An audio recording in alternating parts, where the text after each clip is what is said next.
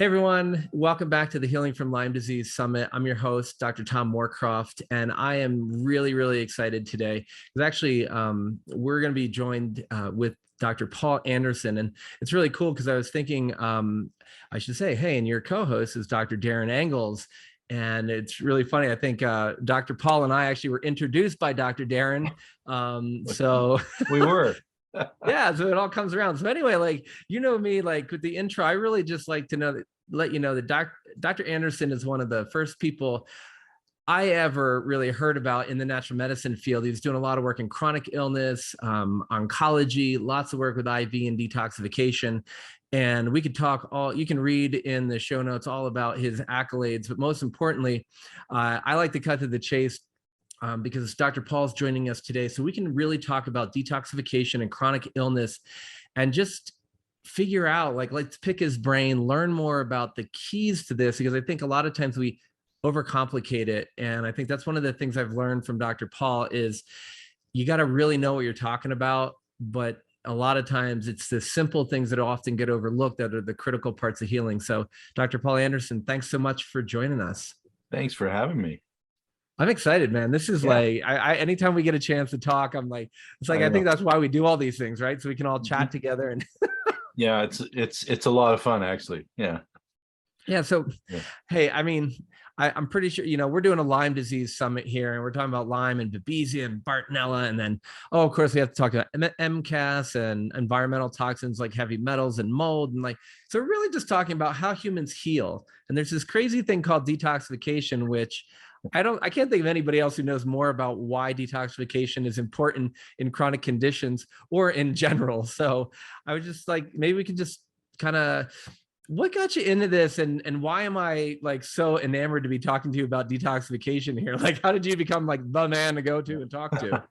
Well, we'll see how that goes, but I think, I mean, I'm, got three good decades of time here in the chronic illness and cancer world, and you learn things a little at a time. I always tell people my first year and a half was kind of a standard family practice, and then what happened was people found out I did other things, and then they started to refer their sick friends in, and my practice completely changed. So it's been all the more sick folks ever since.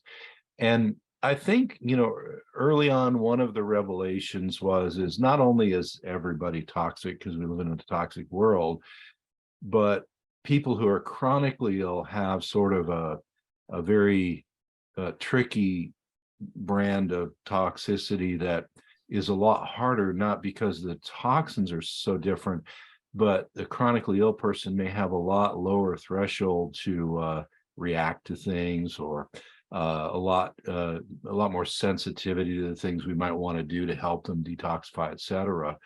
And so that was a real big, kind of a slow aha moment. I tend to learn things the hard way.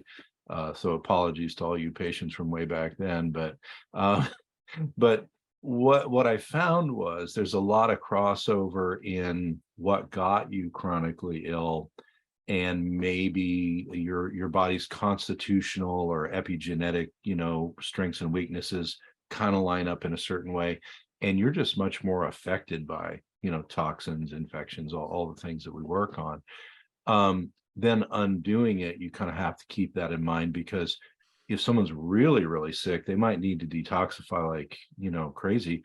But if you try and do that, their body can't handle it. So it's always a kind of a push-pull that goes on. So that's really what got me into trying to figure I knew about the toxicity part. It was clinically, how do we detox people? And so I started listening to people. My late friend, Dr. Walter Crinian, who passed away, he and I worked together for years and years and years, and he knew just a lot.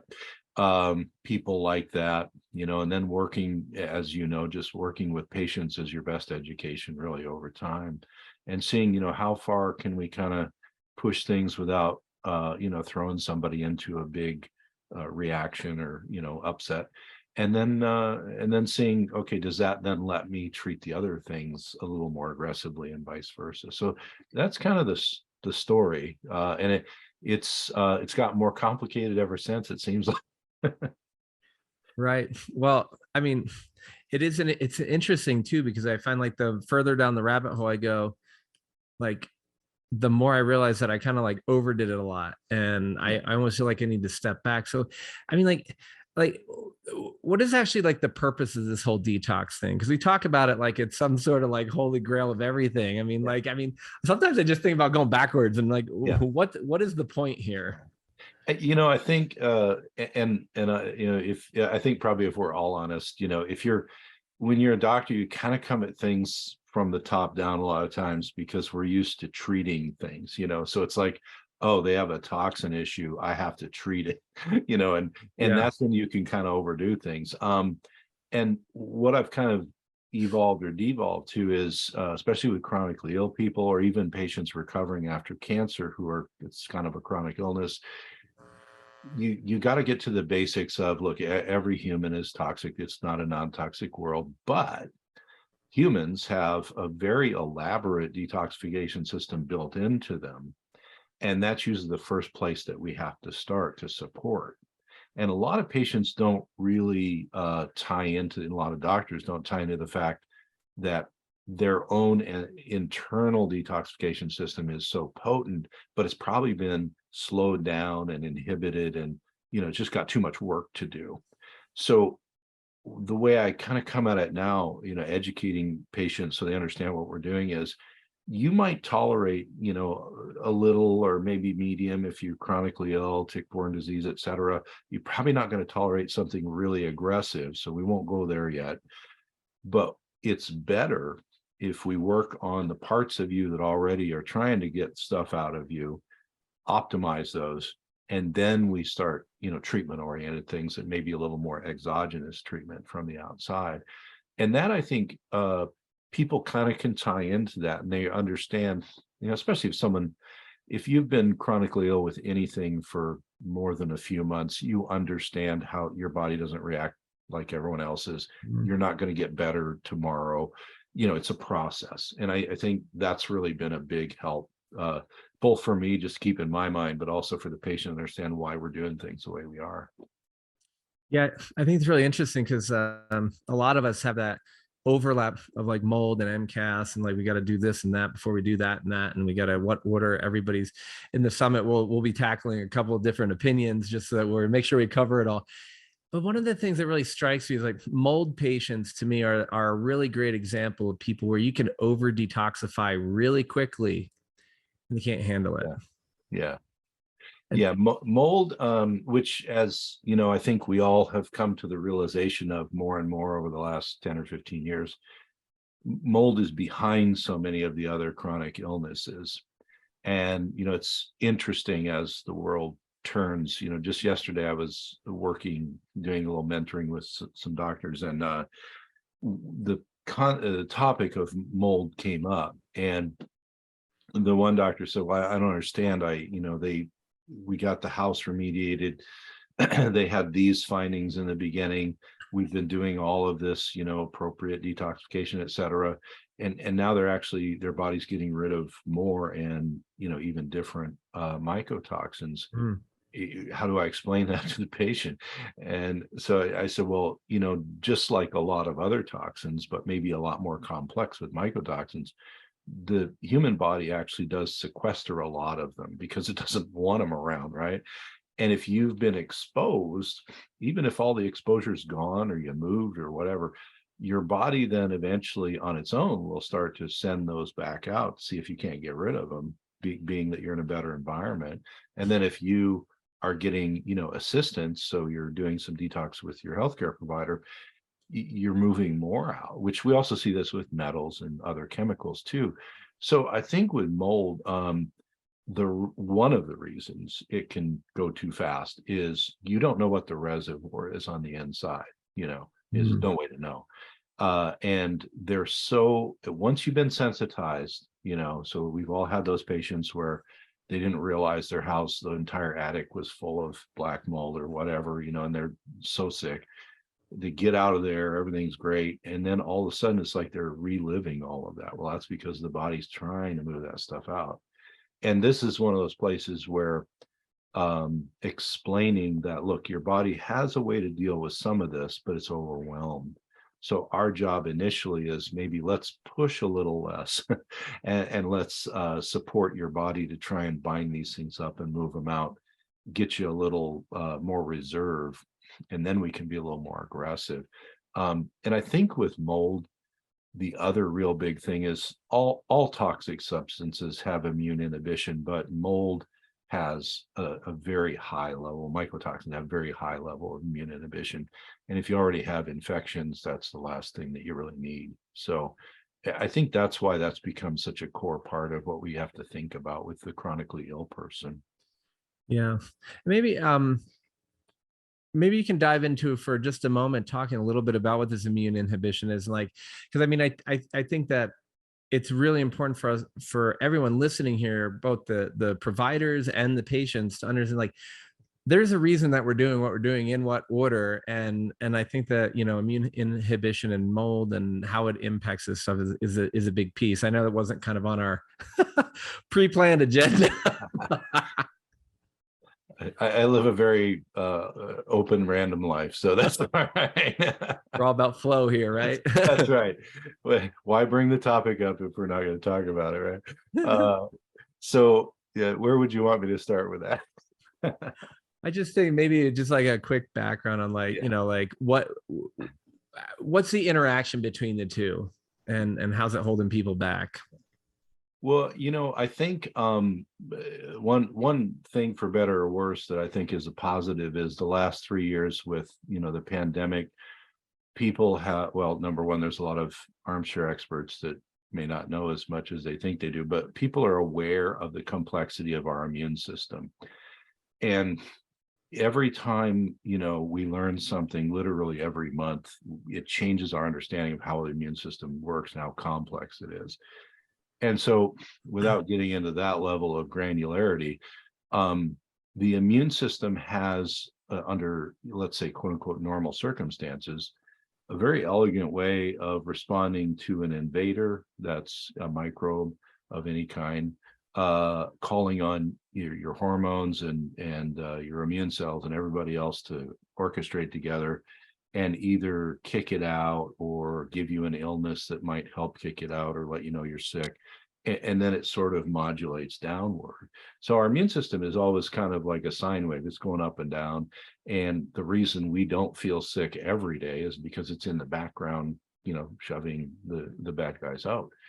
In order to pull that off, there's literally hundreds of signaling chemicals that all work together. And when you get to things, especially like mycotoxins, they can imbalance the signaling chemicals to a degree where the immune system doesn't do any of this response. And so you become, you know, what I very lovingly tell patients, a bug collector. You literally get one infection that your body should do something, it doesn't notice it. And then you get another one. And then that opens the door maybe to some, you know, real bad ones. And so and I do, you know, I think both of us probably remember back to the days before we were really thinking a lot about mycotoxin effect. Mhm. And you would wonder, well, why has this person got so many infections So going on? sick. And the person they live with doesn't have any, you know. And then, you know, you move forward. And so what I often tell a patient is, look, there are some mycotoxins that actually the same chemical is used as a drug, as an immune suppressant. So they might use it in cancer therapy or some rheumatologic disease, et cetera. And that's how powerful they are just naturally. They just naturally can derail your immune system. So if you're looking at, okay, well, if we're trying to treat cause areas, sometimes you have to kill some bugs, but the reason the bugs are there is maybe more important than what bugs are, you know, playing in the game.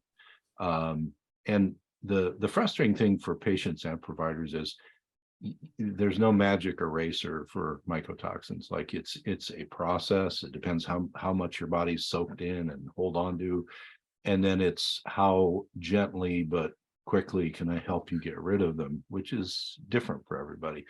But I think just that core idea that mycotoxins can be some of the strongest immune suppressants, even that we use them as drugs, Right.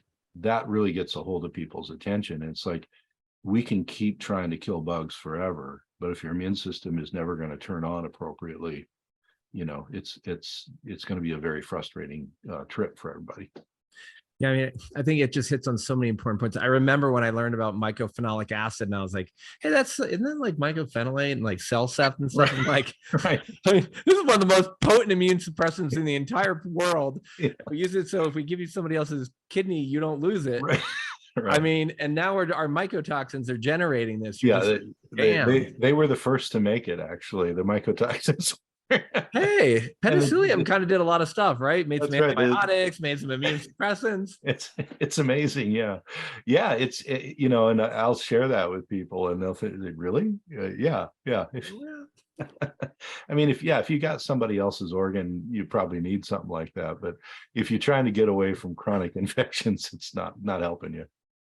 No, and I really like the way you put it, Paul. It's like where you're talking about people are like bug collectors, right? And because so many people, you go to the doctor and like, I mean, seriously, like you can't have 16 viruses at once, like that are fully active and kicking your butt. Otherwise, you probably wouldn't be here. Right. But so what do you do in that case? Because I mean, I was actually thinking of a different, I was just kind of pointing out like, hey, it's easy to get Lyme and Babesia and Bartonella if you're immunosuppressed. But then it's like, but then people are they're picking up the mycoplasma or the chlamydia and pneumonia from their environment, and rather than just going through it, it's like they're actually not even really responding to it, and it's kind of like floating around, and it may or may not contribute. And then we have this whole phenomena of like every single virus we check seems to be through the roof. So how do you even think about this in a person? Like, because I mean, everybody's like, I mean, they come in with a litany of stuff, so doctors other than us think they're insane. Right. But they're actually telling us the truth. But I'm also trying to tell them not all of these 27 positives on your blood work are probably priorities of your body at the moment. So how do we engage in that? Because we want to, our patients are so sick, but where do you even start? Yeah, I think now, as opposed to maybe 20 years ago, what has clinically worked the best with the more, the bug collecting type of patient is first, acknowledging that you're not out of your mind. This does happen, even though we're taught in medical school, well, it's, nobody should have Epstein-Barr after they get mono or whatever, I mean, right. So the primary care doctor is saying this doesn't even make any sense, right?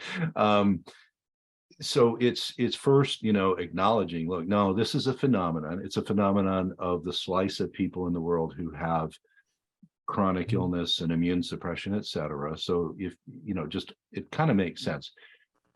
Most of these bugs are opportunistic. Some are not, but most of the HHV virus family, which EBV's in, and mycoplasma and chlamydia pneumonia and all that, they're around us every day. So they just find the weak member and jump on. Right. If they go to somebody who has a robust immune system, most people, the immune system either marginalizes it or just kills it. So it's not really a problem. But our patients are not most people. So the next step after, acknowledging this is a thing, and these, the labs are part of you. But the next thing is you can't fight that many fronts at the same time. And so you have to have this balance of, we need to do a bit of anti-infective work, and maybe we pick the ones that are giving you your most symptoms most likely here, just to beat them back a little bit while we work on some of the why you got so sick, which then would be looking at mycotoxins and other toxicities, which really are probably some of the biggest immune inhibitors. That global umbrella of toxicity is probably one of the biggest areas that you have to look. So then the patient feels like, well, okay, it's not like my primary care doctor who said that's all a bunch of BS and it doesn't matter. But we're saying it does matter, but it matters in context. We can't just go on a killing spree because you and I have seen this in the evolution of tick-borne illness. You get a time period where people are they're getting ports put in people and doing IV anti-infectives, and that's fine. I've done a lot of that, but in context, if you just kill and your immune system isn't waking back up, you're just going to be doing that forever. So you have to kind of have this balance that says we've got to start to support your body to get back on track so the immune system's working. That means slow and steady removing the toxicity picture. Some people actually will have other immune problems that we look for in their labs, and we need to support that. And we probably need, on the killing side, if you will, to at least put pressure on the organisms that are going to derail you more, Right. And generally a patient will tie into that as an idea that, yes, you can't have the death of bugs and have them not resurge if the immune system can't handle it. Right. And their big problem's probably their immune system. And then that starts to make more sense for them. But it's a matter of, one person might not need a lot of anti-infective work right away, but just some basics. Another person might, for safety reasons, need some big time work there, but we can still work on the other problem, which is the Right. toxicity picture. And I think I think it's very interesting, and I want to just make sure I correctly am hearing you. Is there's so many people who lots of anti-infectives or lots of detox and binders or both all at once. And I kind of am paraphrasing a little, but I almost think I heard you say we have to find the unique balance for the individual who's sitting in front of us. Yeah.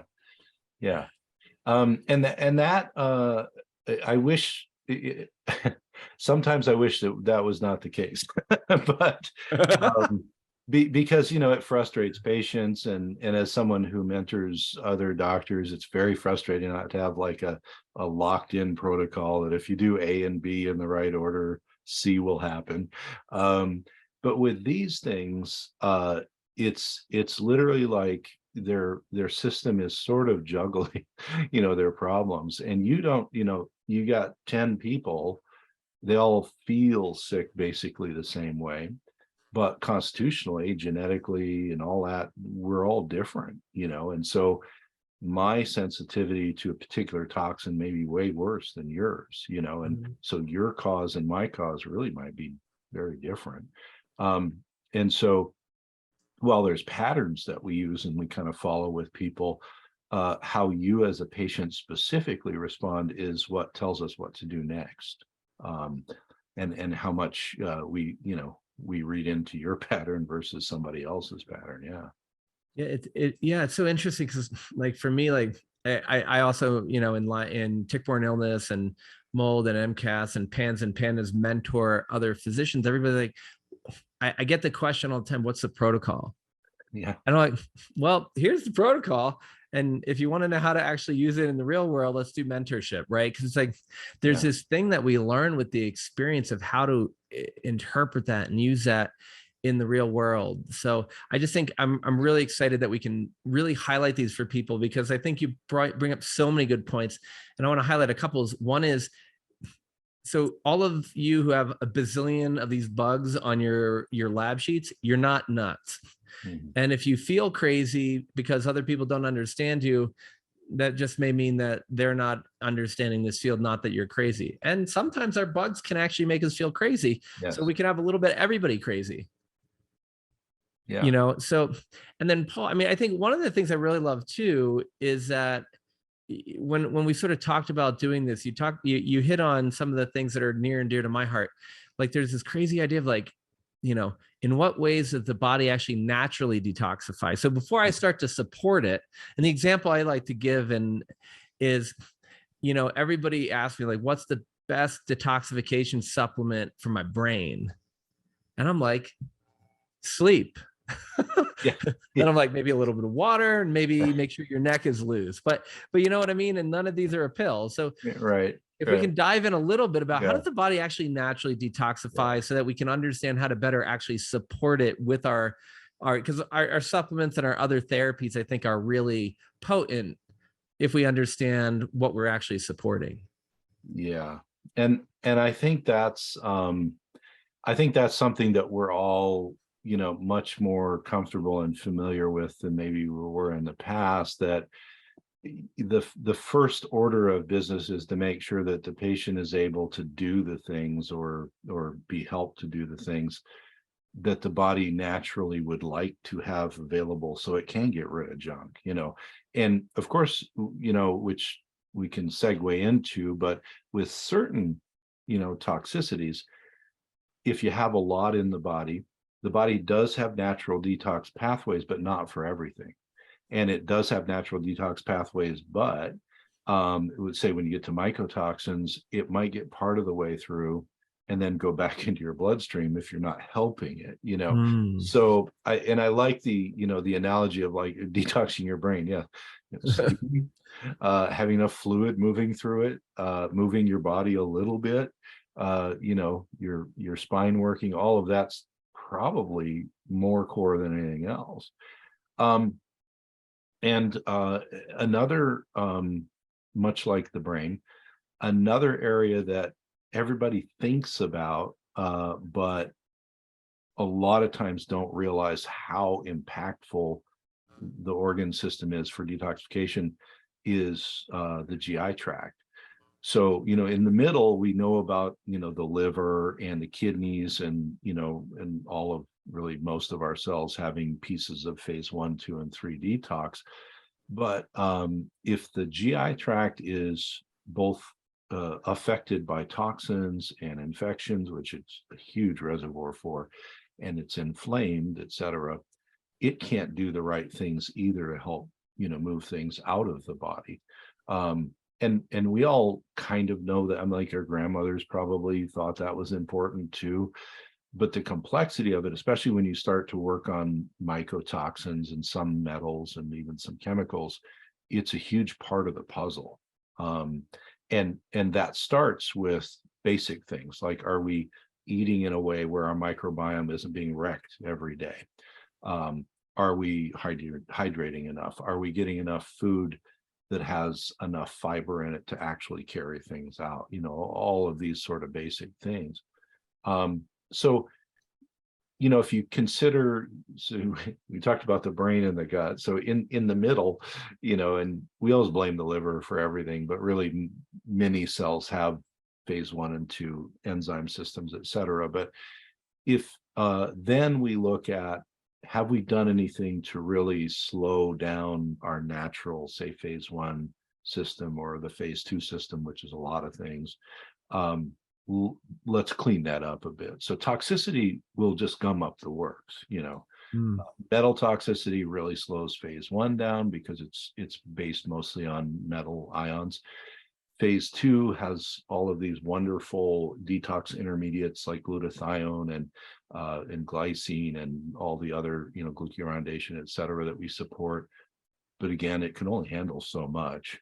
And a lot of times when we've got a lot of chemical toxins, they get to that point, slow it down. And then phase 3 is literally carrying the stuff you detoxified out of the body, either through your GI tract or your kidneys and urine. So if you think about it from that point of view, in a real sensitive patient, the first order of business a lot of times is getting the basics going and then seeing, does that create a better symptom picture or does it aggravate them? So if you give a person the basics and they start moving stuff through their natural detox system and they aggravate, it just means then you need to add support in to help those things work. And I think that although it's slower and it's more frustrating for everybody, that's a better direction to go than just suddenly start to detoxify whatever you find, and then the person's real sick and you can't kind of get the genie back in the bottle, for a while at that point. So I don't know if that makes any sense, but that's kind of how I think of it now, and it does seem to work better for people. It almost sounds like you're saying, and I mean, this is maybe an oversimplification, but a lot of this is it's kind of starting with phase 3, which is the final Mhm. exit, and then kind of evaluating backwards from there almost. Yeah, yeah, it's and that's not a bad way to think about it, because let's say, I mean, there's a reason they named the phase 1, 2, and 3. Um, let's say 1 and 2 are everybody's operates unless they're dead. So let's say they're working, but phase 3 has become the bottleneck, and then suddenly you get that working. That might make a person, might lift the fog a little bit because they're actually removing things. And then sometimes it might be like uh almost diagnostic and saying we really need to support maybe that complex phase 2 part, or we need to look and make sure there's not just a lot of toxins really plugging up phase 1. So yeah, kind of going in reverse order makes it does make a lot of sense, and it matches, especially in a very sensitive person, it matches what seems to work the best. I mean, I feel like a lot of what we see is a lot of really well-meaning providers or well-meaning patients who are like, I read this and I want to go get, help my kid or whatever. And they do all this and they're like, why is everything exploding? I'm like, well, if we're not exiting, Right. or the system, or going back to my brain example, it's not just exiting, but it's the system doesn't have the raw materials to work, which I guess is kind of going to the other side of the thing is like, but like sleep drives brain detoxification, and Mhm. fluid is how it is the is the vehicle. So we kind of need those raw materials, but then we need the drain needs to be open. So Yeah. again, going back to that simple thing. So if we're doing these things and we know the body's trying to remove these things, we've kind of evaluated them. I think you really hit on another really important part is what about like if our body's doing its job but it's not getting rid of everything and we need to support people? What are some of the ways that that we can get started, common ways to maybe support people in this detoxification journey? Yeah, I think that one of the most common things I see, and I've probably seen it forever, but once I recognized what I was saying, it made more sense, is when you get to that interface between phase 2 and then phase 3 elimination, a lot of times the phase 1, 2 part has actually done its job, and it's moved a toxin into really one of the few compartments, either into your plasma, so you can either urinate it out or sweat it out or breathe it out. Those are the big 3 ways the plasma toxins leave. Or it's decided, well, this would be better going out bound in your bile, and which is part of what we use for digestion, but it's also a way your liver gets rid of fat soluble and other toxins and some metals too. And so the problem that occurs then is, let's say we sort of open the gates and we're hydrated and we're sweating somehow, and we're doing those things for the plasma based toxins, and so we're urinating a lot, et cetera. But then we often forget, well, there's a considerable amount that goes out through the bile system, which goes back into your digestive tract. And if there's not something to bind that and enough movement to get it out of you, you'll literally just reabsorb into your blood all the chemicals that you just detoxified. Right. So that, the poor liver and everybody else who's working on this sees these things again. It's like, we're never going to get rid of these because we send them out and they come right back. Um, and I think, I know every clinician has seen this, but we have always, and we put it on people's walkout instructions, but they forget about it. We always have this saying that says, if you become constipated at all, you need to call the clinic, because we have to do something about that. If you're actively Right. detoxifying and you get constipated, not only is this recirculation thing going to be a problem, but there's a lot more time for a lot of other stuff that's unfortunate, like toxins, to go back in your blood. And we've had people doing great, and then all of a sudden their case just goes right downhill. And I'll ask the attending doctor, well, is there anything new? Like, did you change it? No, no, no. It's like, have they gotten constipated? That's usually, oh, I forgot to ask. They ask, and oh yeah, they something about the treatment slowed down their bowels, and suddenly they're just retoxified. So it literally makes that much of a difference. Um, and I always, tell people that just like drinking water is such a core thing for your health, and it's everyone knows that, but like there's research now that's come out that shows even in cancer, if you get dehydrated, you're much more likely to have you're pushing on the cancer side of metabolism just because you can't move stuff through your cells. Well, Wow. hydration's so important, but then also dietary sources of fiber molecules that can help bind stuff, and then add extra on top of it if you have to. And that way you're every day you're doing something for yourself through your diet and your lifestyle to help move stuff out. And then we can give you more, but the job is, let's see how far we can get with what you can do. It's so critical, Paul. I mean, I think to be focused on hydration, sleep, eating, because if we if the engine doesn't have fuel, we can tune it up to race speed, but no fuel, no air and tires, Yeah. no lube, no oil. How's it going to run? Right. And I think that a lot of people come in and they're overwhelmed. It's been too long. They've been to a lot of people who have maybe accidentally or otherwise betrayed their trust and invalidated their personal experience of chronic illness. And now they're like, I'm just make it go away. And I'm like, we need to do this as a partnership. Yeah. And I think about like Lyme and Bartonella. Yeah. It's very interesting because a lot of people call me and they go, hey, my Bartonella is acting up or my Lyme is acting up.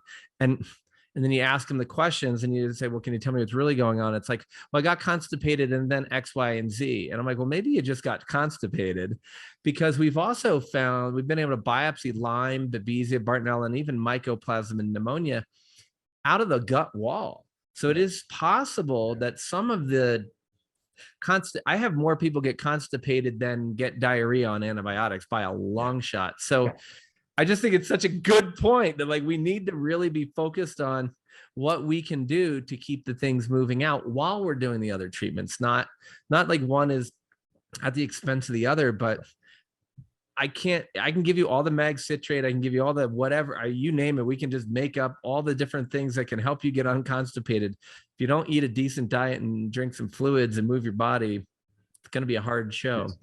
Yeah. Very much. Yeah. So there's a lot of those basic things. I mean, and I think one of the things that I sort of, when I first learned about who you were, was really like some of maybe the more intensive approaches to supporting detoxification and supporting other things. I mean, can we just touch on for a moment, just kind of some of the things that might be out there that somebody might call maybe a little more intense? So that, because I think that I want to know what works for everybody who's listening. I want them to be exposed to it. And then if there's anything in your mind that's like, hey, everybody talks about this, but you really shouldn't be doing it, feel free to. Well, I think, and I think that's always, it's part of the earlier discussions with patients is, look, it's not that these other things are bad. It might be if we come in too soon with them, your body's not ready and you're not going to feel very well, because it's like we have no base, and then suddenly we operate your system and force it to do things, which and I know early on when I was starting to do oral and intravenous chelation with people, some people, the people who had toxicities but otherwise were healthy, you can do one whole different thing with them. The people who had toxicity and it was part and parcel with their infectious illness and mold toxicity, right, you can't do that same thing with them. It is not going to work, because the system is not ready for it.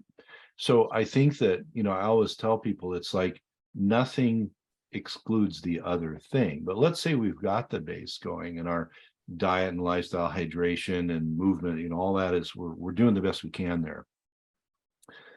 Then if we go past sort of the middle layer of interventions, there's these sort of high level interventions, which I think because I teach about them a lot, people think that's all I do sometimes.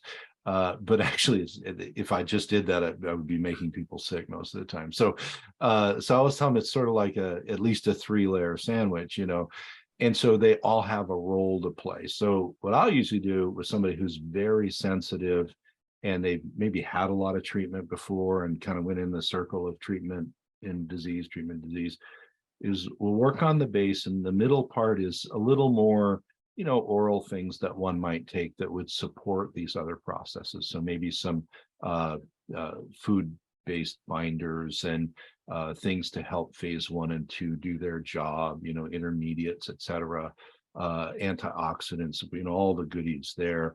And then we take a look and we say, I think you're ready, or I think it would really behoove your body to do something more interventional. Now, one area that is as old as time and is easy to sort of blow off and say, oh yeah, whatever. But actually has more and more research as time goes on about helping those processes we talked about do their job is heat. And a lot of our sick patients will say, well, I tried to use sauna, but I got so sick. Well, I'll say it's the same as if you tried to detox and then you got constipated. You can't push without the door being open, And so with not all, I mean, some people love heat no matter what. And it like heat does so many interesting things in our body. If you have that right combo, you'll always feel better with heat. But for people who may be very poor detoxifiers, it gets the ball rolling. And then if the toxins can't fully move out, that's where they get some trouble. So a lot of the times I would say, okay, if you had that bad experience, this may be frustrating to you, but A, you're going to be hydrated enough and all that. B, we're going to start with just a few minutes in the sauna or whatever heat we're doing, and we're going to work up really slowly. And your body will tell you, this is good, this is not good. And it's not a race, and you're not comparing yourself to everybody else who saunas. It's like whatever you need to do. But heat can be incredibly useful and fairly cheap to do. The other things that are much more interventional would be trying to help toxins leave the body through, say, intravenous therapies or some oral therapies. And there you might be really focusing on metals can be chelated, and you can do that orally or intravenously. And that's basically binding to the metal, but you still got to have a way out for it. Still the door has to be open or people get real sick. Chemicals, you're actually better off because the chemicals, different structure, they don't bind to things very well. You're better off by a little heat, a little phase 2 detox support, which often includes some glutathione support and other things, and then enough hydration and bowel movements, et cetera, to make sure it leaves, and some binders, et cetera.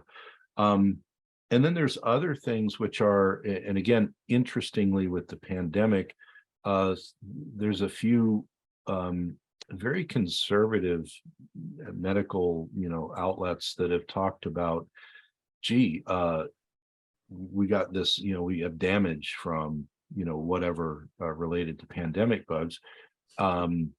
We now have research, even some controlled trials, where doing red light therapy, like you and I probably talked about for a long time with patients, turns out that it's in a randomized trial with 2 arms, the people who got the sham therapy, so it was a vest and they put it on, but they didn't plug it in.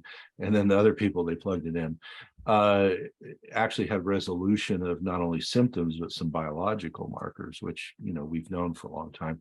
But light therapy can be very, very useful as well, because your body responds to it much more strongly than we'd think. And also there's generally not a heat component, so it's a little more tolerated. So those interventional things, then you could look at, say, hyperbaric and all the other things, all very useful. A lot of it is just how much do we need to push from that level down? What can you tolerate, and where would be good to start, with you, to not again blow you out of the water? Because that's the other, you can look at Hyperbaric not only is going to support your overall oxidative reductive mechanism, which is hugely important and usually way skewed when you're chronically ill, but it's also going to help your mitochondria rid themselves of things like mycotoxins and other toxins. So again, if we stir that up, are you ready for it? Can it get out? So I think, to be realistic, unless a patient comes in and they're just they can't even breathe and they're sensitized, but if anyone has any amount of reserve in their constitution, usually we're trying to work on all three of those levels, just maybe a little tiny bit at a time, then move forward, with whatever they need. Yeah, I think it's so important to really highlight that the individual constitution, you can have similar symptoms to other people, and your unique genetics, epigenetics, and all these other factors can play a huge role in what you can handle. So I think we've talked a lot about why we don't need to compare ourselves and contrast ourselves with other people, which is, I think, one of the things we do a lot in chronic illness, and I really like that way you said your body will tell you. And so I hear myself saying this over and over. People are like, well, how much of this, or when should I do that? I'm like, well, one, you should learn to listen to your body. Number two is send us a message and we'll get back to you, because you're unique, and that's beautiful. I mean, I think it's really amazing. So I'm so happy that that's a piece we brought together. As we kind of land detoxification I mean, we could talk about this for the next 800 years, and I'd be happy to do it. But, is there any kind of take home messages on detoxification where you want to, anybody thinking, any patient listening, any practitioner listening, just really needs to know? And also, I always love to be a hope dealer, as a friend of mine always says. So I always like to share a little bit of hope in our summaries here.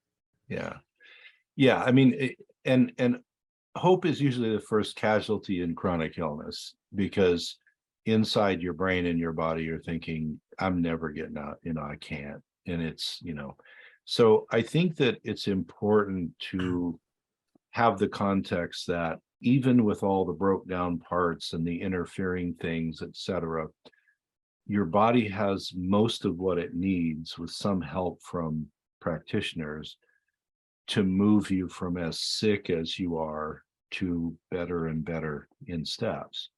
And we have to realize that it's not a linear line going up, but I'll tell you, it's sort of like a roller coaster, but the trend needs to be up. That's what we're going for here. Because as soon as you give your body a little reserve in strengths, you take away something that was bad, your body will back up and say, oh, we're stronger now, let's have an immune response to this, or let's do something else.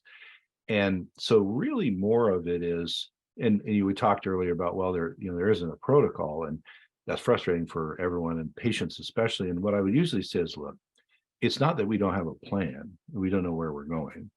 It's just that at each step, your body gets to decide how much we can do next.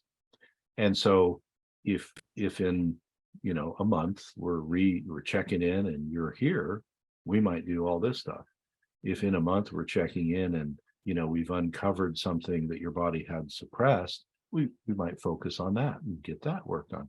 And so it's always it's not that you're not going to get better, it's just that you're going to get better the way you get better. And we need to be responsive to what your body's telling us. Your body has this, it's screaming out this language that's not verbal, which is your symptoms and the way you feel. And it's our job, you and me and everyone else, to listen to that and say, okay, we're going to go here next, and this is going to do this for it. And so I do think that's really important as you move forward, that first you understand, everything can be improved upon. It may not be as fast as you or your doctor wants, but it can be improved upon. And if you have a hiccup in the road, it's usually your body saying, I want attention over here. And you do that, and then you can move on. So it is hopeful. It's just, usually the people that come to us may have been to providers who gaslit them, and said, oh my God, all right, it's all in your head. Or whatever. And it's like the furthest thing from that, it's just that nobody in medical school ever warned anybody that this could happen. so so it's, true. but with the growing amount of providers who are open to it, and people like us who are sharing very hard earned knowledge about what not to do, maybe, or what to do, I have a lot more hope for more people now than, say 20 years ago, certainly. Yeah, I love it, Paul, because I think that we're having a conversation where we are bringing hope. Gaslighting has actually come up in a couple of our interviews, which, Yeah.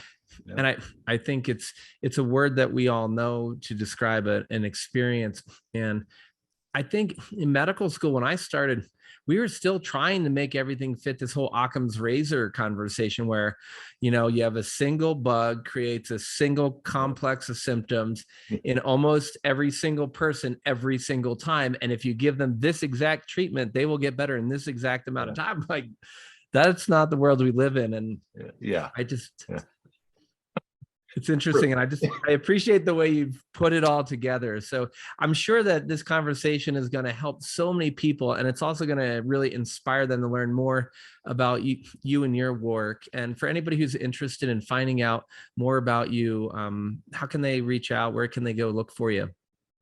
Well, we our web folks put together what I call a hub website, which has links to different newsletters and media and other things. And if you're a practitioner, it's got links to that. It's DRANOW, dranow.com. And that literally has links to all the other things that I do. I do a lot of patient education now, and both audio and some videos, and do a lot of writing, and that's all there. So dranow.com. Cool. I love it. Well, thank you, Dr. Paul Anderson, for being here. We'll make sure we've got all the links down in the show notes for everybody. And everyone, I'm Dr. Tom Moorcroft. I want to thank Dr. Paul Anderson and all of you for joining us. This is a service of gratitude and love for where I've been and where I've come, and really just so blessed to have people like Dr. Paul coming and sharing their wisdom and their healing knowledge and all this hope with all of you. And so thank you for joining us for this episode of the Healing from Lyme Disease Summit. And I look forward to seeing you in the next one.